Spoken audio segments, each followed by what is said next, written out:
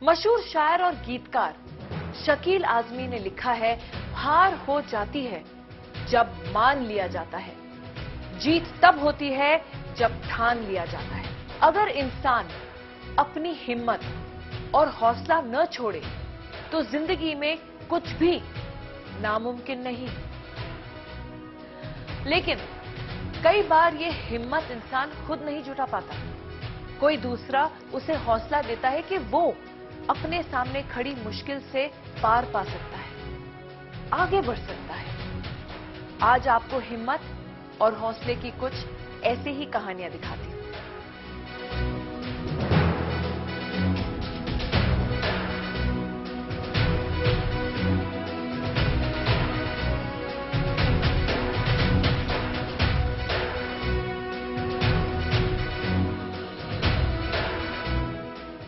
अक्सर लोग किसी सफल बिजनेस मॉडल की कहानी जानना चाहते हैं। किसी की बिजनेस स्ट्रैटेजी खास होती है तो किसी की मार्केटिंग उनके बिजनेस को सफल बना देती है। लेकिन लखनऊ में महिलाओं से जुड़ा एक बिजनेस ऐसा है जिसकी सफलता की सबसे बड़ी वजह है इससे जुड़े लोगों का हौसला। दीदीज फूड नाम का ये बिजनेस जरूरतमंद महिलाओं के आत्मनिर्भर बनने की बड़ी मिसाल बन चुका है।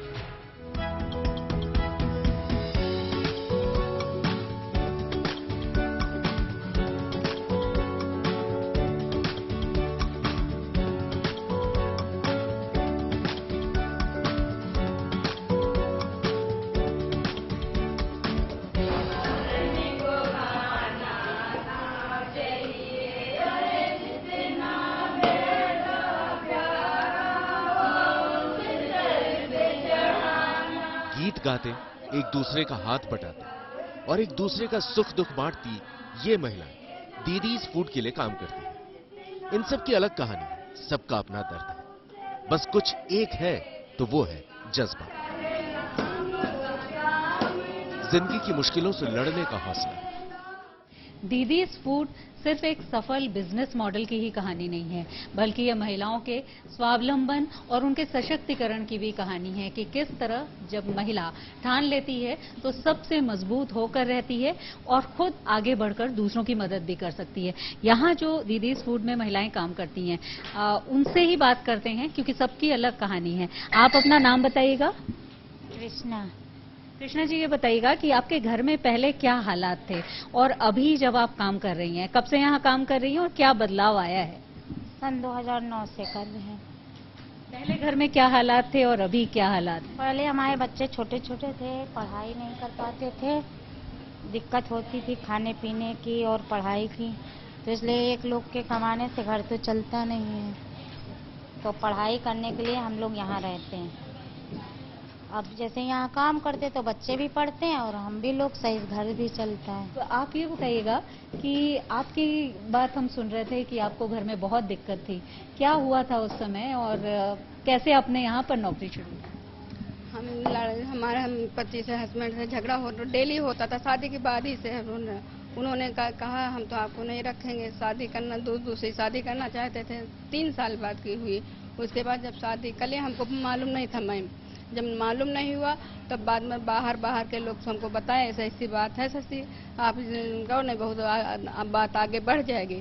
हम समझे कोई हमसे झगड़ा करवा रहा है, हम नहीं विश्वास किए। उसके बाद जब शादी कर लिए, बाहर रहने 2-2, 3-3 महीने घर नहीं आए, तो कहने लगे कि हम बाहर जा रहा हूँ, गाड़ी चलाने जा रहे हैं। गाड़ी चलाते चलाते उन्होंने शादी कर लिया, हमको जलाने जा रहे थे कि स्टाम्प पेपर पर साइन कर दो, हम साइन नहीं किए, हमको मारे पीटे, खूब घर के बाहर घसीट दिए। आपको जलाने जा रहे थे? इतने खराब हालात आपके पारिवारिक थे, आपके घर में थे, फिर आप घर से बाहर कैसे निकली? अब तो हम देख रहे हैं बहुत सिखा भी रही हैं कई लड़कियों को। हाँ जी। उसके बाद अपने भाई फोन किया, सबको लोग कहा अपने मायके में फोन करो नहीं तुमको ये मार डालेंगे।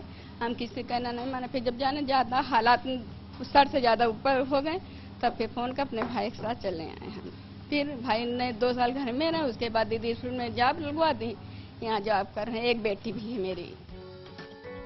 शशि की आंखें आज भी बुरे अतीत को याद कर भर आती हैं, लेकिन दीदीज फूड से मिली हिम्मत ने उनकी जिंदगी बदल दी।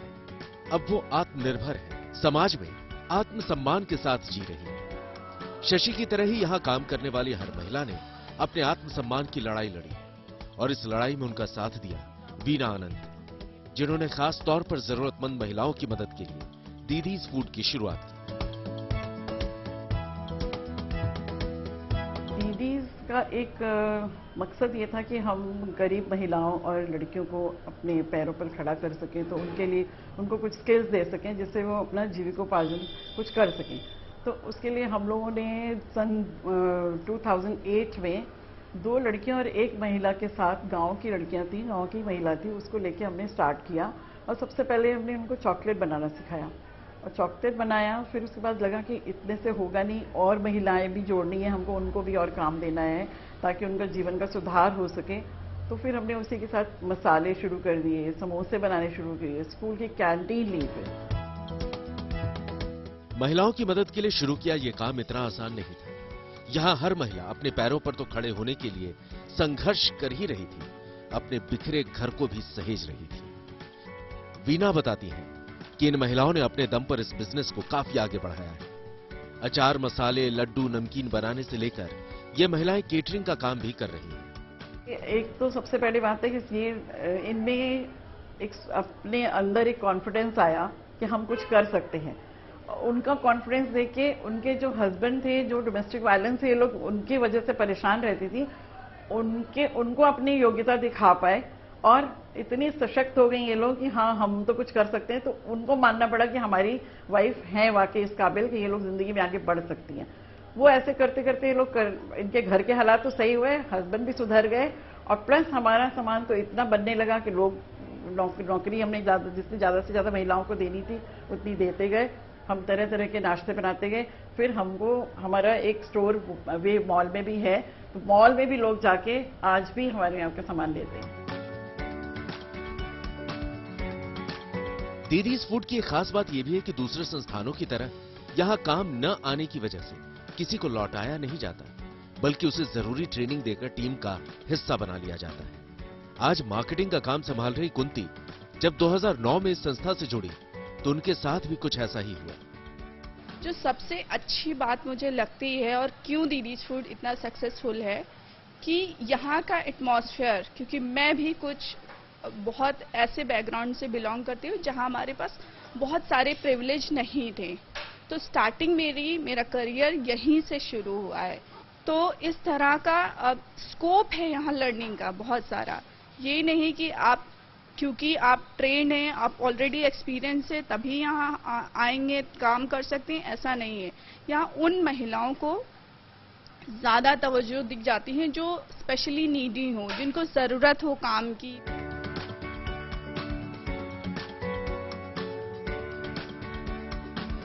वीना, आपका स्वागत है गुड न्यूज टुडे पर।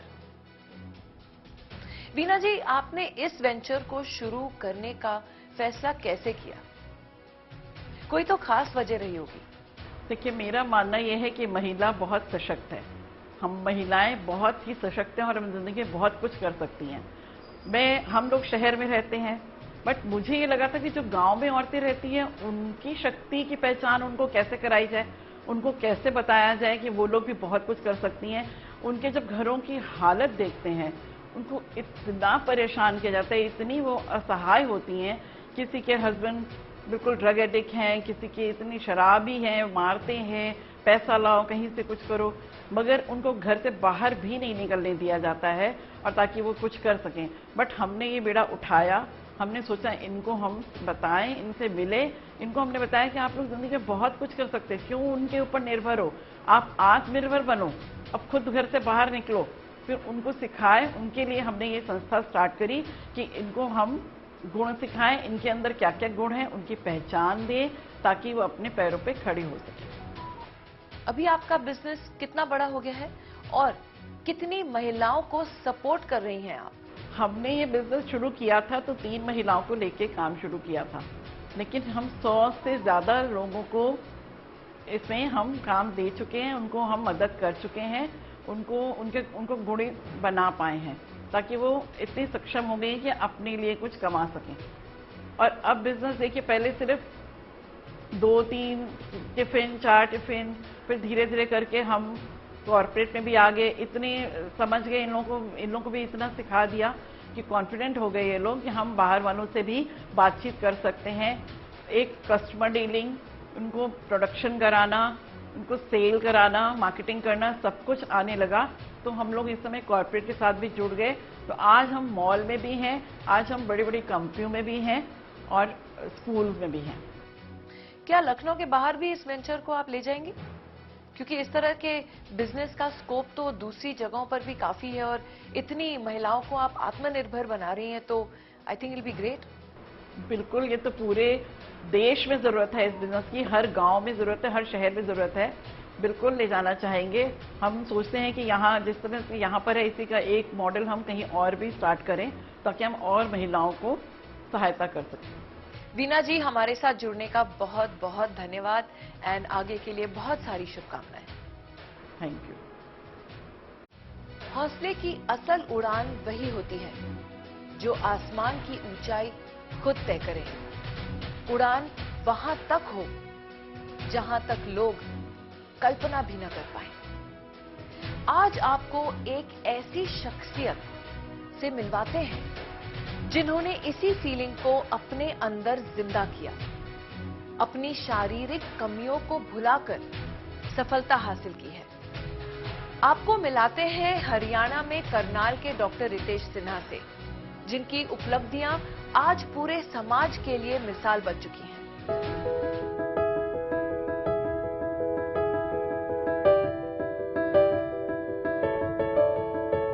मैं डॉक्टर रितेश सिन्हा हूँ।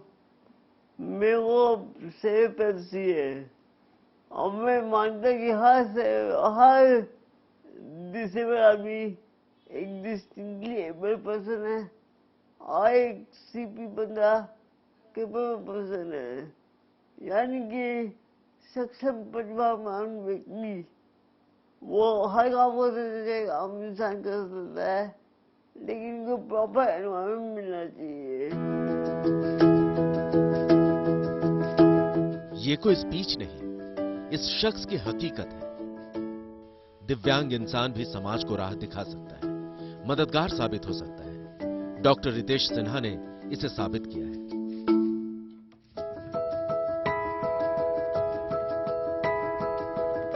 और इनकी उपलब्धियां इस बात की सबूत है। समाज को सच्चाई की मशाल दिखाने वाली रितेश की कहानी सोचने के लिए मजबूर करती है। लेकिन पहले यह जानिए कि जिस बीमारी से ग्रस्त इंसान बिस्तर पकड़ लेता है, उस सेरेब्रल पाल्सी से पीड़ित रितेश ने कितना नाम कमाया है। सेरेब्रल पाल्सी से ग्रस्त लोगों के लिए योग की एक विशेष मुद्रा बनाई है, जिसे रितेश मुद्रा के नाम से जाना जाता है। रितेश मुद्रा का बार बार अभ्यास करने से सेरेब्रल पाल्सी से पीड़ित लोगों को मांसपेशियों की जकड़न से राहत मिलती है। सेरेब्रल पाल्सी को लेकर लोगों को जागरूक करने के लिए अंडरस्टैंडिंग ऑफ सेरेब्रल पाल्सी नाम की किताब लिखी है, जो बेस्ट सेलर श्रेणी में शामिल है। सोशल मीडिया पर 100 से ज्यादा दिव्यांगों के ग्रुप को चलाते हैं, जिसमें कुछ नया करने की सीख दी जाती है। लॉकडाउन में alternative therapy for cerebral palsy नाम से एक एंड्रॉयड ऐप भी बना है। ये उपलब्धि इंडिया बुक ऑफ रिकॉर्ड 2022 में दर्ज की है।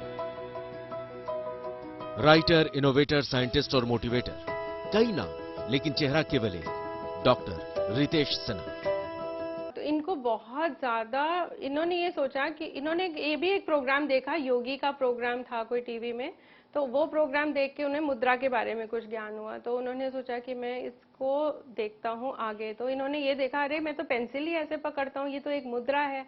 और फिर उन्होंने उसको और कोशिश करनी शुरू की, तो जब पकड़ के अब जब उन्होंने और प्रैक्टिस करना शुरू किया, उसको और अभ्यास करना शुरू किया, उसका तो उनको मालूम पड़ा कि उनकी तो स्पैस्टिसिटी रिड्यूस हो रही है। स्पैस्टिसिटी मीन स्टिफनेस, जैसे हम चाह रहे हैं कि मैं उसको उठा लूं तो मैं एकदम से उठा सकती हूँ, पर इनके केस में इनका ब्रेन कह रहा है कि आप उठा लो, पर वो हाथ मूव ही नहीं कर रहा है। बट ये जो स्टिफनेस थी इनकी थोड़ी थोड़ी कम होनी शुरू की। फिर एक कंडीशन होती है कि थूक निकलता है मुंह से, तो वो भी इनका थोड़ा थोड़ा कम होना शुरू किया। फिर यूरिन का कंट्रोल नहीं, क्योंकि मसल प्रॉब्लम है, तो वो भी ये कंट्रोल करने लगे। तो इनको लगा कि ये तो एक मुद्रा है और इसी पे मैं काम करूं। फिर इन्होंने इसको और मॉडर्न एक्यूप्रेशर को मिला के एक मुद्रा बनाई, जिसको रितेश मुद्रा नाम दिया। ये तो बात हो गई आज की, लेकिन रितेश का बीता कल ऐसा नहीं था। कदम कदम पर मुश्किलें थी, हर राह में रोड़े थे, और ये सब जन्म के साथ शुरू हो गया था। तो जब ये पैदा हुए, इनको ऑक्सीजन नहीं मिली, इसकी वजह से उनका वो ब्रेन डैमेज हो गया, जिसकी वजह से इनकी बॉडी की कोऑर्डिनेशन और मसल की मूवमेंट हो सकती है। सो उनको हर समय एक एक मूवमेंट करने के लिए बहुत ज़्यादा एफर्ट लगता है। बट भगवान की दुआ से उनका वो ब्रेन ठीक रहा जहाँ से वो सोच सकते हैं। So he has a very very intelligent mind which is captured in a very very disobedient body. The body doesn't listen to him. तो मैं इनसे 11 महीने छोटी हूँ। हमारा बचपन बिल्कुल नॉर्मल रहा, क्योंकि हमारे पेरेंट्स ने ऐसा कभी मुझे बताया नहीं कि उनको कुछ प्रॉब्लम है। उनको ये था कि इनको आपको सपोर्ट करना है, मतलब वो चल नहीं पाएंगे तो आपको पकड़ना है, उनको कुछ चाहिए तो आप उनको दे देंगे, तो यही था। एंड हम लोग फिर स्कूल में जाने के लिए एडमिशन के लिए बात हुई, तो इनको कहीं एडमिशन नहीं देते थे, और इस कंडीशन पे एडमिशन दिया एक स्कूल ने कि हाँ आप इसको भी एडमिशन दो, इसकी बेटी आपकी डॉटर भी आएगी तो हम एडमिशन कर देंगे। और बहुत फिर उसके बाद मेरा कहीं और कॉन्वेंट में जो यहाँ का बेस्ट स्कूल था वहाँ हो गया, बट भैया के लिए बहुत साल ट्राई करते रहे और वो एडमिशन नहीं मिला। 5-6 साल when he was in class 3rd, तो उन्होंने एक प्रिंसिपल थी, उन्होंने इंटरनेशनल ईयर ऑफ हैंडीकैप को रिकॉग्नाइज किया, जो पहली बार मनाया जा रहा था वर्ल्ड में। उसके बाद उन्होंने वहाँ एडमिशन दिया, 1 हफ्ता की हम देखेंगे। तो एक्चुअली इनको कोई प्रॉब्लम नहीं है, प्रॉब्लम है समाज के देखने के नजरिए में, जो सोचते हैं कि this is imperfect, but we have to find perfection in this imperfection because God made him perfect. 1974 में रितेश बॉर्न हुआ था मेरा बेटा। जो जब बॉर्न हुआ तो ड्यूरिंग डिलीवरी नॉर्मल नहीं थी, वो ब्लू बेबी हुआ था और फोर्स डिलीवरी थी।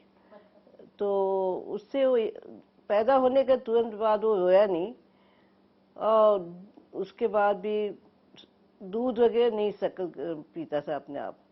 तो पूरा दिन हम उसी में लगे रहते थे, कुछ पता नहीं लगता था, डॉक्टरों को भी कुछ नहीं पता लगता था कि क्या वजह है। तो जब ये 11 महीने का हुआ तब हमें पता लगा कि इसको कोई ऐसी बीमारी है, सेरिब्रल पॉलिसी, लेकिन उस समय सेरिब्रल पॉलिसी नहीं जानते थे। 4-5 साल का हुआ तो फिर हमारी दूसरी सफर जर्नी शुरू हुई कि इसको पढ़ाई कैसे कराएं। पढ़ाई शुरू कराने के लिए स्कूलों में जाते थे, कोई तैयार नहीं हुआ। फिर एक स्कूल तैयार हुई, कंडीशन थी कि उसकी बहन को भी आपको एडमिशन देना होगा यहाँ पे। ठीक है, तो उसका वहाँ एडमिशन करवाया।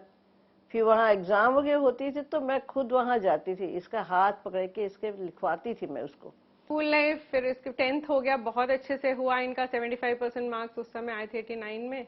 और उसके बाद जो स्ट्रगल हुआ वो था वहाँ पर उनको जब कॉलेज में एडमिशन लेना था। कॉलेज में उन्होंने मना कर दिया कि नहीं, हम बीएससी में एडमिशन नहीं देंगे। That was the first time जब मेरे फादर ने, because he was very humble और बहुत आराम से बात करते थे, पहली बार उन्होंने जाके वहाँ फाइट किया कि नहीं, ही विल स्टडी साइंस, क्योंकि इन्होंने प्रैक्टिकल के साथ 10th और 12th किया है, तो आप इनको सपोर्ट दो, ये बोल के बताएंगे, और जो आदमी साथ में करने वाला है वो करेगा, he will be able to do practical. So that time the admission itself again was a difficult process, पर वो एडमिशन हो गया उनका उस समय। सेरेब्रल पाल्सी को लेकर लोगों में जानकारी का अभाव रितेश के लिए बार बार मुश्किलें पैदा करता रहा। लिहाजा आगे चलकर रितेश ने इसी बीमारी पर काम करने की सोची। लेकिन कॉलेज में जाने के बाद एक समस्या थी, कहीं भी आने जाने के लिए ये दूसरों पर निर्भर थे, जिसे खत्म करने के लिए रितेश ने ये ट्राईसाइकिल खुद अपने हाथों से बनाई। हमें बहुत अच्छा लगता है कि हमें जिस से साइकिल बनाई और साइकिल से पूरा करनाल घुमा करता था। और उस समय तो सेलफोन वगैरह तो होता नहीं था, तो हम इसको ढूंढने निकलते थे कि भाई कहाँ निकल गया है। लेकिन उस समय ये था कि भीड़ वगैरह कम थी, कभी कभी ये गिर भी जाता था शहर में भी, तो लोग पट्टी उट्टी करवा के इसको घर पे भी छोड़ जाते थे। तो इन्होंने और पापा ने मिलकर कुछ साल लगाकर कुछ लोकल इन्फॉर्मेशन लेके फिर दिल्ली से एक ये साइकिल बनवाई जो फुट ड्रिवन थी, पैर से ही चला सकते थे, क्योंकि इनके हाथ में वो ताकत नहीं थी कि वो साइकिल चला पाए। तो इस साइकिल को, ये साइकिल ना तब थी ना आज है, और ये साइकिल से इन्होंने अपना कॉलेज पूरा किया। उसी कॉलेज से ये एनएसएस के कैंप में 10-10 किलोमीटर दूर भी जाया करते थे, हाईवे पे भी अकेले जाया करते थे। तो इनको एक तरह से पंख मिल गए।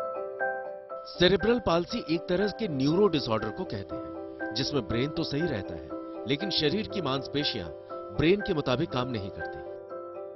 लिहाजा जमीन पर गिरे एक पेन को उठाना भी नामुमकिन की हद तक मुश्किल हो जाता है। फिर भी डॉक्टर रितेश ने एक के बाद एक कई कामयाबी अपने नाम की, और ये सब दृढ़ इच्छा शक्ति और परिवार की मदद के बिना संभव नहीं था। जैसे अब नॉर्मल बच्चे को है तो आप कहीं जा रहे हैं, आप सोसाइटी में जा रहे हैं, कोई भी फंक्शंस वगैरह में जाते हैं, या तो आप बड़े अच्छे से अपने बच्चे को तैयार करें, ले जाएंगे, आप चले जाएंगे। हमें 10 बार सोचना पड़ता था कि ये जहां हम जा रहे हैं वो वहां इसको एक्सेप्ट करेंगे, हम वहीं जाएंगे जहां एक्सेप्ट करेंगे। और तो जहां जहां जरूरत होती थी, अगर कोई राइटर नहीं मिल रहा तो इनकी राइटर मैं ही होती थी। और मेरे साथ ये होता था कि सुबह मैं अपना एग्जाम लिख के आती थी। I was an engineer studying in an engineering college उस समय। तो सुबह मैं अपना एग्जाम लिख के आती थी, फटाफट बस पकड़ती थी, 2 ही घंटे का गैप होता था। मेरा 12 बजे खत्म होता था, इनका 2 बजे शुरू होता था, और 1.5 घंटे की बस की जर्नी थी, 75 किलोमीटर। तो मैं किसी तरह से, और there was no transport otherwise, किसी तरह से हम कॉलेज से या कोई फ्रेंड मुझे साइकिल से बस स्टॉप वहां ड्रॉप करती थी, यहाँ से बाईपास से सीधा मैं इनके कॉलेज पहुंचती थी। तो वो हमारी कॉलेज की जर्नी इनकी ऐसी रही कि कॉलेज में इनके सारे एग्जाम्स मैं ही लिखती रही। पीजीडीसीए, एमटेक, पीएचडी करने के बाद रितेश नौकरी करते हैं। इनकी प्रतिभा और मेहनत का ही नतीजा है जो लोग कल तक दिव्यांग होने पर उंगली उठाते थे, वो लोग आज आगे बढ़कर इनकी पीठ सहला रहे हैं। युद्ध भूमि में जंग जीतने के लिए हथियारों की जरूरत होती है, लेकिन जिंदगी की जंग जीतने के लिए आपको चाहिए केवल हिम्मत, हौसला और जुनून, जो डॉक्टर रितेश सिन्हा में है। और उन्होंने ये बखूबी साबित कर दिखाया है कि परेशानियों के आगे, परिस्थितियों के आगे घुटने नहीं टेकने चाहिए और अपनी कमियों को कभी भी कमजोरी नहीं समझना चाहिए, बल्कि उन्हें ढाल बनाकर परिस्थितियों से लड़ना चाहिए, ताकि आप जिंदगी की जंग पर फतेह हासिल कर सके। एक सोच क्या नहीं कर सकती है, एक सोच ही बड़े बदलावों की शुरुआत होती है। ऐसी ही कहानी है हिमाचल प्रदेश के 3 भाइयों की। चायल इलाके इन भाइयों की सोच ने पूरे इलाके के लोगों की जिंदगी बदल दी है। चायल इलाके के इन भाइयों की सोच ने पूरे इलाके के लोगों की जिंदगी बदल दी है।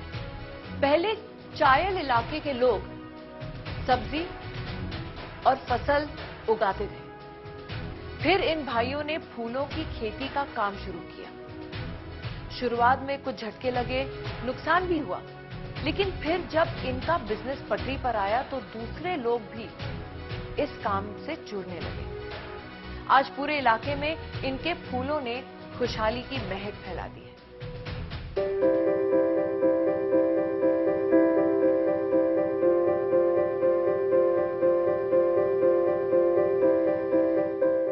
फूल खुशबू देते हैं, जिंदगी को महकाते हैं, और इन्हीं फूलों को खेतों में पैदा किया जाए तो एक साथ कई लोगों की जिंदगी भी बदलते हैं।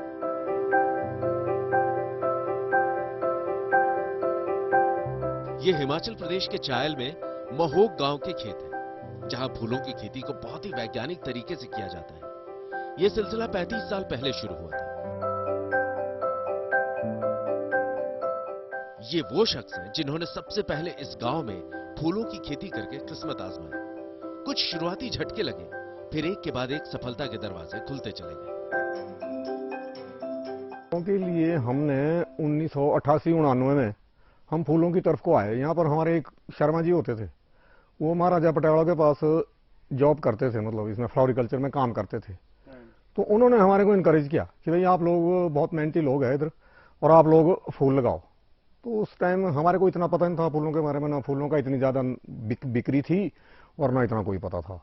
तो फिर उन्होंने हमारे को कहा मैं चलो लगा के देखते हैं, अगर सक्सेस होंगे तो ठीक है, नहीं तो अपना जो काम है वो तो करते ही रहते हैं। महोग के खेत में फूलों की जो पहली फसल लगी थी वो महाराजा पटियाला के बगिया से आई थी। उस बगिया के फूल आज 45 करोड़ के भारी भरकम बाजार में तब्दील हो चुके हैं। शुरुआती सफलता के बाद आत्मस्वरूप के साथ उनके भाई भी जुट गए। पैदावार अच्छी होने लगी, लेकिन तकनीक का अभाव अभी भी राह का रोड़ा था। फिर ये उस टाइम तो हम इसकी कल्टीवेशन खुले में करते थे। फिर यहाँ धीरे धीरे विजिट करने लगे लोग, यूनिवर्सिटी से लोग आने लगे, हॉर्टिकल्चर डिपार्टमेंट के लोग आने लगे, हिमाचल गवर्नमेंट के लोग आने लगे, यूनिवर्सिटी हमारी जो YS परमार यूनिवर्सिटी है वहाँ से साइंटिस्ट वगैरह आने लगे कि भाई आप लोग ये कर रहे हैं। तो फिर कई डेलीगेट आए, कई बहुत डेलीगेट आए, अमेरिकन डेलीगेट आए, डच लोग बहुत आए, 3-4 बार आए। तो उन्होंने बोला भाई ये जो जिस तरीके से आप इसकी कल्टीवेशन कर रहे हैं ऐसे इसकी कल्टीवेशन नहीं होती, इसकी प्रोटेक्टेड कल्टीवेशन करो, इसके लिए आप ग्रीन हाउस बनाओ, तो फिर उसमें ज्यादा इसकी मतलब बेहतर रहेगा, ये इसकी देखरेख बढ़िया रहेगी। पहले इस इलाके में सब्जी की खेती होती थी जिसमें मेहनत ज्यादा और मुनाफा कम था, लेकिन फूलों की खेती का हिसाब देखते हुए महोग के दूसरे किसान भी सब्जी छोड़कर फूलों की खेती में उतर पड़े। आत्मस्वरूप ने अपने भाइयों के साथ मिलकर जो चिराग जलाया उससे पूरे गांव के खेत रोशन होने लगे। नहीं, फूलों की शुरुआत जो है लगभग इसी गांव से हुई। सबसे पहले महाराजा पटियाला करते थे, उसके बाद जो है इस गांव ने जो है मतलब ये कार्नेशन वगैरह यानी फूलों का काम किया।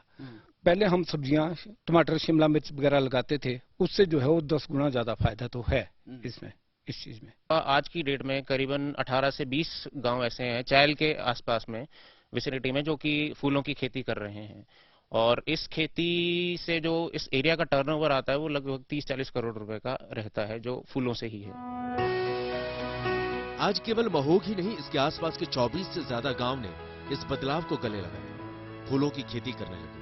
अब केवल एक ही समस्या थी, खेत से बाजार तक पहुंचना, ट्रांसपोर्टेशन, वो भी खत्म हो गई। दिल्ली के व्यापारी सीधे खेतों तक पहुंचने लगे।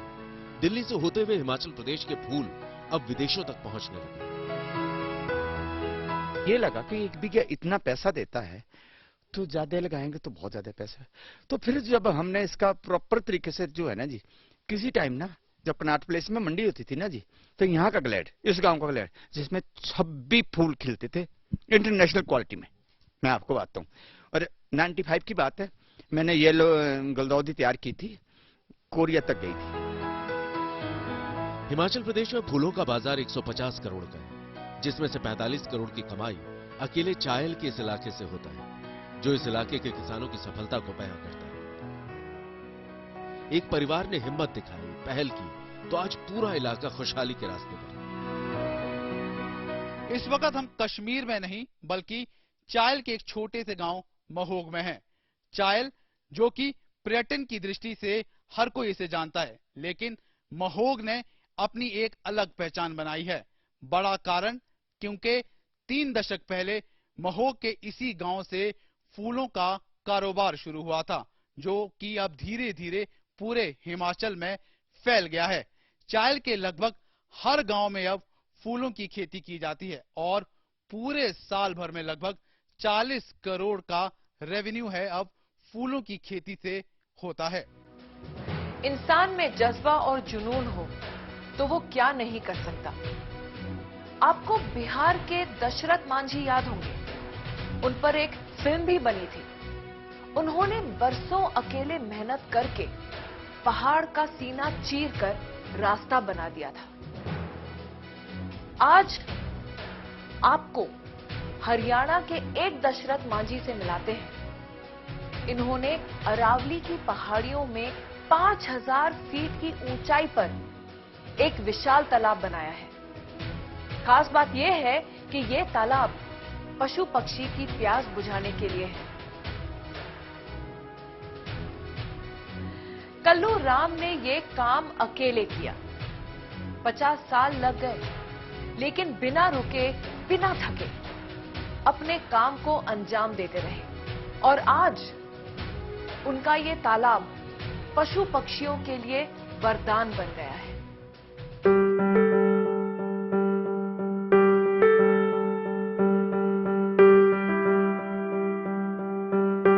90 साल के कल्लूराम अपने बेटे और पोते के साथ फिर से उस राह पर निकल पड़े हैं, जहां के वो पिछले 50 सालों से चक्कर काट रहे हैं।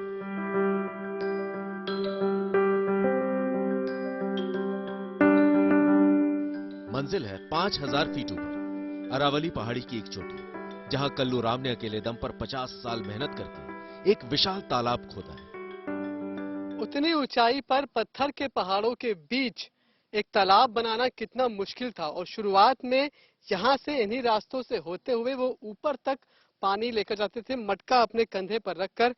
वो मुश्किल कितनी थी उसको थोड़ा बहुत समझने के लिए हम भी यहाँ से यात्रा शुरू कर रहे हैं और इसी पहाड़ के जो पत्थर हैं उन पत्थर के रास्तों से होते हुए आगे हम पहुंचेंगे उसी तालाब तक, जिस तालाब को हरियाणा के कल्लूराम या फिर यूं कहें कि हरियाणा के दशरथ मांझी ने तैयार किया है।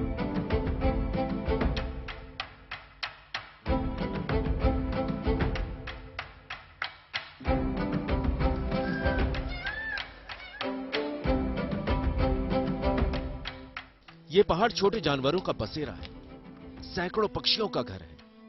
गांव की गाय और बकरियां भी चारे की तलाश में चोटी तक पहुंच जाती हैं। इन जानवरों के लिए सब कुछ था सिवाय पानी के। पानी के अभाव में अक्सर जानवर दम तोड़ देते। इस दर्द को कल्लूराम ने महसूस किया और बेजुबानों की मदद के लिए आगे बढ़े और एक तालाब बना दिया, जिसका पहला फावड़ा 50 साल पहले चला था। चढ़ते चढ़ते हम इतना ऊपर तो आ गए हैं कि ऊपर से हमें नीचे की सारी दुनिया दिखाई पड़ रही है। खेत दिखाई पड़ रहे हैं, मकान दिखाई पड़ रहे हैं, पेड़ पौधे दिखाई पड़ रहे हैं, जमीन में कहाँ पानी है ये भी दिखाई पड़ रहा है। लेकिन कल्लूराम जी को जमीन पर पानी नहीं, शायद आसमान पर खोजना था और इसीलिए वो सारी चढ़ाई चढ़ते हुए जाते थे और पानी पहुंचाने के लिए। हम भी कोशिश कर रहे हैं उनके कदम से ताल मिलाने की, लेकिन वो काफी आगे निकल गए हैं। मैं पीछे बचा हूँ। मेरे साथ वेद प्रकाश जी हैं जो कि उनके बेटे हैं। कितनी दूरी हम आ गए हैं और कितना और जाना है? ये अपने जो देवी का मंदिर आया था उससे वहां से ये आगे अपना जोड़ है 2750 फुट। अच्छा। हाँ। अभी और कितना जाना है? अभी और बस भी तो आधा को रह गया, घना नहीं, आधा रह गया। आधी दूरी तय करने में ही पसीने छूट गए। कौन यकीन करेगा कि कोई शख्स पशु पक्षियों के लिए इस हद तक जा सकता है, वो भी तब जब रास्ते इतने अच्छे भी नहीं। उस समय भी कल्लूराम भारी भरकम फावड़े, कुदाल और दूसरे औजार लेकर ऊपर पहुंच जाते हैं।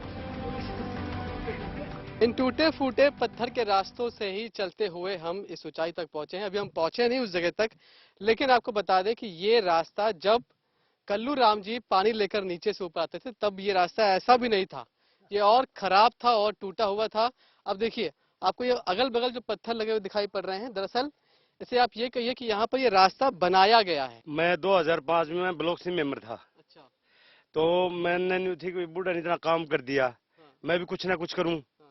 मेरे पिताजी इतना काम कराया तो हम भी कुछ करें। तो 2005 में मैं कहता मंत्री जी मेरे पिताजी ने ऊपर पहाड़ पर जोड़ बना रखा है, मंत्री जी उसका कुछ करवाओ आप। तो वीडियो था एक डूडी, उनने कहा बे दे मनरेगा चला दे दूं, मनरेगा तहत थोड़ा काम करवा दे। तो मनरेगा तहत मैंने ये 2010 में मैंने ये नरेगा तहत रास्ता बनवाया। अब ये थोड़ा चलने के लायक हो गया। हाँ हाँ, चलने लायक हो गए। नहीं तो पहले तो बहुत ऊबड़ खाबड़ था, इतना चलन का वो नहीं था इतना। अब मंजिल करीब थी और थोड़ी ही देर में वो तालाब हमारे सामने था, जिसे कल्लूराम ने अकेले बनाया है, जिसे तैयार करने में 50 साल लग गए। गांव के लोगों ने मजाक उड़ाया, सरकारी अधिकारियों ने मुंह मोड़ लिया, बच्चे छोटे थे, बाकी घर वालों ने भी हाथ फेर लिए, लेकिन कल्लूराम डटे रहे। आज 5000 फीट की ऊंचाई पर 70 फीट चौड़ा ये तालाब, जिसमें 6 फीट पानी है, सैकड़ों पशु पक्षियों के लिए जीवनदायिनी बना हुआ है। पाली रहता था, गऊ व्यवहार से यहाँ तरफ तरफ पानी में ना मरती थी। जिद मैंने शुरुआत करी थी 85 वर्ष हो गया मैंने यहाँ लगे। तो मुश्किल तो देख लो आप पर, किसी को इतने चढ़ने मांगी तो जी तो पाली भी इसको भी काम कर दो, मुसीबत तो भारी थी। माड़ी घर का भी रोड़ा कर दा। अब वही तू के करे उठे, चीता शेर वगैरह रहे जनावर अंदर, भेड़ बकरियों को मरवावेगा, फिर मैंने ये जगह छोड़ी नहीं। तालाब 2010 में बनकर तैयार हो गया। जो लोग कल तक कल्लूराम का मजाक उड़ाते थे, अब तारीफ करते हैं, मदद करने के लिए खुद आगे बढ़ते हैं। आज ये तालाब हरियाणा के चरखी दादरी के अटेला कला गांव की पहचान है। कोई यकीन करेगा, तालाब बनने से पहले कल्लूराम पक्षियों की प्यास बुझाने के लिए एक हाथ में पानी से भरा मटका और दूसरे हाथ में एक बाल्टी पानी लेकर 5000 फीट की चढ़ाई किया करते थे। ये सिलसिला आज भी जारी है, क्योंकि जंगल बड़ा है और पक्षी भी बहुत है।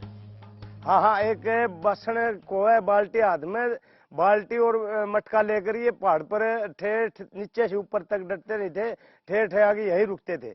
ये 4 बजे उठ के अपना बकरी बच्चे चुंगा चुंगू की न, फिर ये 5 बजे घर से चलते थे एक मटका और बाल्टी लेकर। ये ठेठ वहां से सीधा आगे गाल की वापसी जागी और अपना फिर हड़बा होंदा है, हड़बा की 10-11 बजे तक बाद में आगे अपनी बकरी खोल की फिर पहाड़ में आ जाता, उरा आगे फिर जोड़ में लग जाता।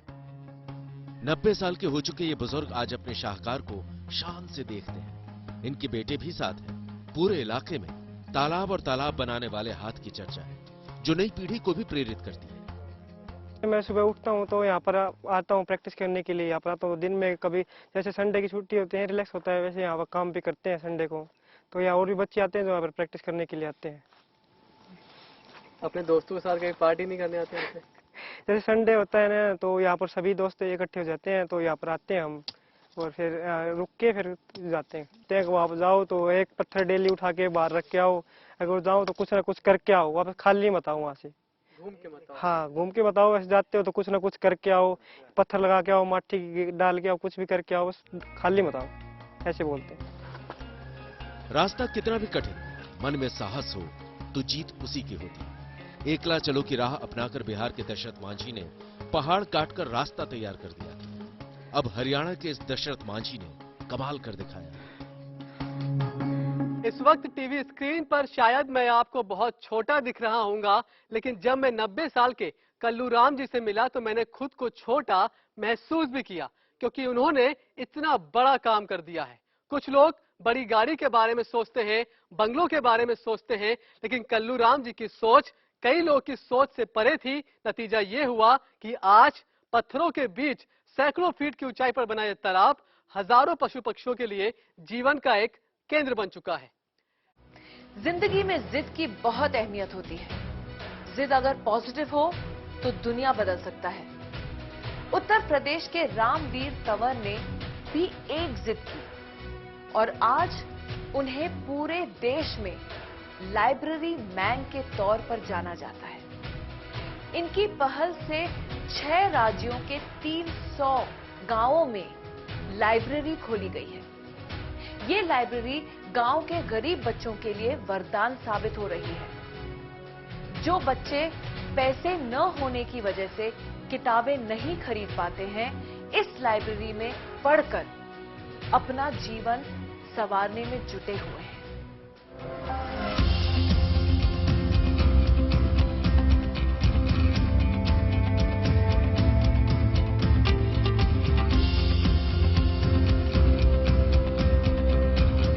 जिंदगी में जिद की भी बहुत अहमियत होती है। जिद अगर घमंड बन जाए तो इंसान का पतन शुरू हो जाता है, और अगर यही जिद सकारात्मक सोच लिए हो तो वही होता है जो उत्तर प्रदेश में गौतम बुद्ध नगर के रामवीर तंवर ने किया। आज रामवीर को पूरे देश में लाइब्रेरी मैन के तौर पर जाना जाता है। इनकी पहल से 6 राज्यों के 300 गांवों में लाइब्रेरी खोली गई, जो गांव के गरीब बच्चों के लिए वरदान साबित हो रही है। गरीब घरों के जो बच्चे किताबों के अभाव में बड़ी सफलताएं हासिल नहीं कर पाते थे, वो अब रामवीर की लाइब्रेरी की मदद से अपना जीवन संवारने में जुटे।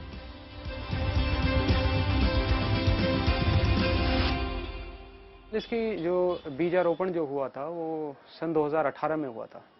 दरअसल क्या होता है कि हम सब अपने जीवन में हम अपनी एक ऑफिशियल लाइफ में क्या करते हैं, सुबह उठते हैं और शाम को घर वापस आ जाते हैं, लेकिन हम कुछ समाज के लिए कुछ नहीं कर पाते।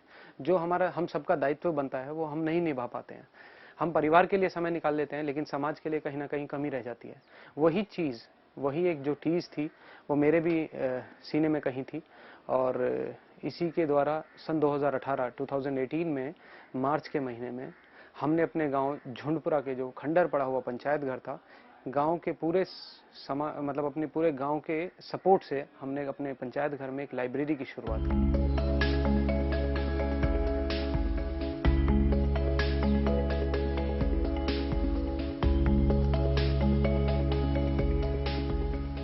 अगर हमें समाज को आगे बढ़ाना है, देखिए समाज को, अगर अपने देश को आगे बढ़ाना है तो केवल 2 चीज़ों पे हमें काम करना ज़रूरी है। या तो हेल्थ पे काम करना ज़रूरी है या एजुकेशन पे काम करना चाहिए। ये 2 पिलर ऐसे हैं जो अभी इस समय हमारे देश के कमज़ोर हैं। सरकार बहुत अच्छा काम कर रही है, लेकिन हमारा भी दायित्व है कि इस पे हम सभी, पूरा देश मिलकर कहीं ना कहीं सपोर्ट करें। तो यही मेरे मन में आया है कि क्यों ना हम एक एजुकेशन के डिपार्टमेंट में हमें काम करना चाहिए।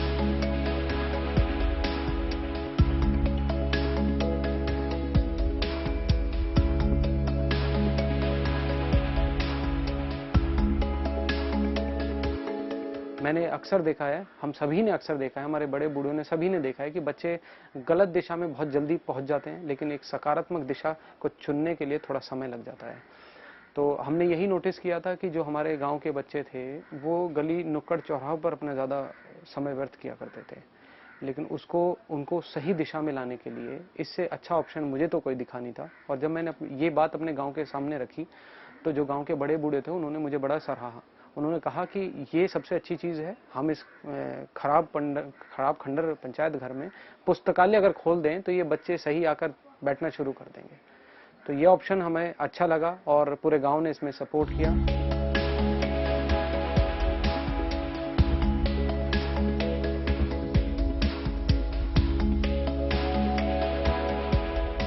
ये पंचायत घर जब हमने शुरुआत की तो बड़ी निचले स्तर से हमने की थी कोशिश।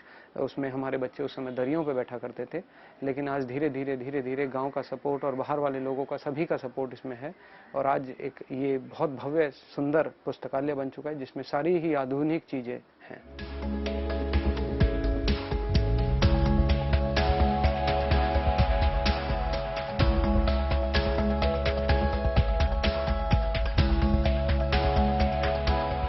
2018 में मार्च के महीने में जब शुरुआत की थी तो हमने टारगेट अपने गांव को ही किया था।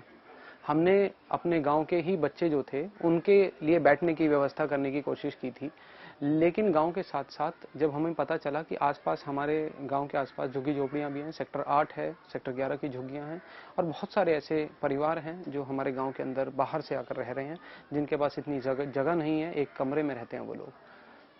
वहां से हमें ये आया जब बच्चे आकर यहाँ बैठ के हमसे कहने लगे कि भैया क्या हम यहाँ पढ़ सकते हैं। मैंने कहा क्यों नहीं पढ़ सकते, गांव के लिए है और सभी के लिए है, सार्वजनिक है और निःशुल्क है। तो यहाँ पर गरीब बच्चे भी आकर बैठकर पढ़ना शुरू किया उन्होंने। तो हमें ये दिखने लगा कि हमें गाँव के साथ साथ इन गरीब बच्चों के लिए भी काम करने की आवश्यकता है।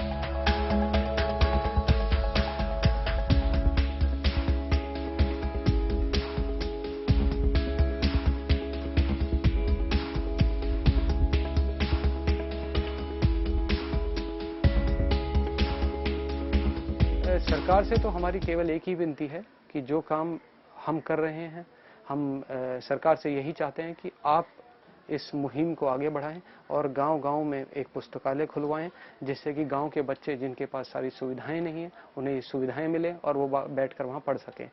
लेकिन सबसे हम ये भी प्रार्थना करना चाहते हैं कि अगर आप पुस्तकालय खुलवाते हैं तो गाँव के लोगों को उसमें जोड़ना ज़रूरी है, क्योंकि एक पुस्तकालय बनाने के लिए भावना, गांव के लोगों की भावना जरूर जुड़नी चाहिए। जिस प्रकार से हमने अपने गांव के अंदर लाइब्रेरी बनाई तो हमने अपने गांव के बच्चों के साथ बड़े बूढ़ों से जितना जिस पर जो भी योगदान दिया जा सकता है, चाहे श्रम दान हो, चाहे धन दान हो, किसी भी तरीके का हो, वो दान देना जरूरी है। जब हम अपना सपोर्ट गांव की लाइब्रेरी में देते हैं तो एक हमारी भावना जुड़ जाती है। तो हम सरकार से यही चाहते हैं, कमरा और फर्नीचर ना लगाने के अलावा उसके साथ साथ आप लोगों की भावनाएं जरूर जोड़ें।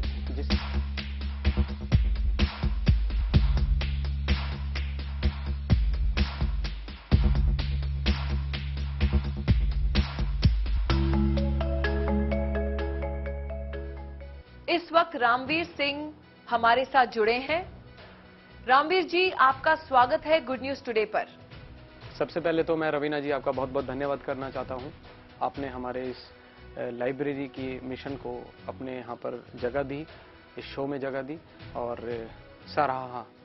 आप गांव में गए, वहां लोगों को तैयार किया, लाइब्रेरी के लिए जगह ढूंढी, ये सब कितना मुश्किल हुआ आपके लिए? जी, ये सफर कठिन भरा तो था ही, लेकिन क्या होता है कि जब अगर हम कुछ चीज़ ठान लेते हैं, हमारे मंसूबों के सामने ये जितनी भी मुश्किलें होती हैं ये सब फीकी पड़ जाती है और हमारा रास्ता आसान हो जाता है। परेशानियां काफ़ी आई थी, पंचायत घर में भी खंडर था, बहुत बुरी इसकी व्यवस्था थी। ऐसे ही न जाने सैकड़ों गांव के अंदर खंडर पड़े, पंचायत घर, भवन, मंदिर का कोई कमरा, बहुत सारी ऐसी चीज़ें थी जिसका कोई भी सदुपयोग नहीं हो रहा था। हमने अलग अलग गाँव में जाकर लोगों को जागरूक किया, लोगों को इसका महत्व बताया कि पुस्तकालय गांव के अंदर बनने से कितना कितना बदलाव आ सकता है, और लोगों को ये समझ में भी आया कि अगर कोई खंडर पड़ी जगह है या कोई हमारी इस्तेमाल नहीं हो रही है जगह, हम उसको एक पुस्तकालय रूपी हम अपने बच्चों को एक अच्छा सा तोहफा दे सकते हैं जिसमें बच्चे बैठकर हमारे अपना भविष्य लिख सकें। तो परेशानियां काफ़ी आई थी कि गांव में अगर खंडर है उसके लिए खर्चा कहाँ से आएगा, क्योंकि हर गांव संपन्न नहीं होता है।